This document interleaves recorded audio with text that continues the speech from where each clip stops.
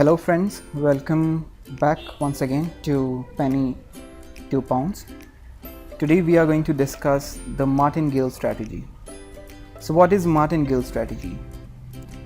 If you go according to the official definition, a martingale is any of a class of betting strategies that originated from and were popular in 18th century France.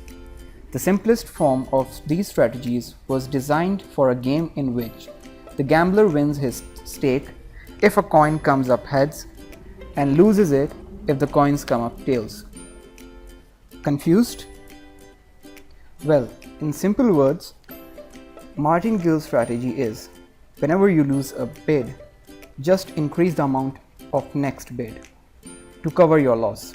For example, if you bid for $1 and you lose it, your next bid should be $3. If you lose that again, your bid should be $5. Now, what if you lose again? Bid 10.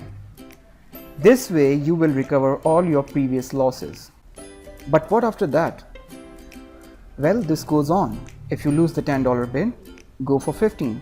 If you lose 15, go for 20, then 30. You need a good investment to build good profit. But for beginners, it should remain till $10.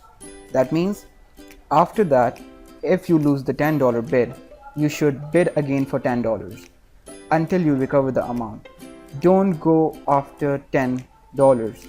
Martingale strategy used with other strategies and with candlestick analysis, which we are teaching to you in our YouTube channel. These will make you gain really good profit. But if these three things are used together, martingale, any strategy with that, plus candlestick analysis. Lastly, please subscribe to our channel and hit the bell icon to get the latest video updates. Also comment in the box below. If you like the video, please comment that you like the video. If you don't like the videos and you want something to get updated, or if you have any suggestions, please let us know.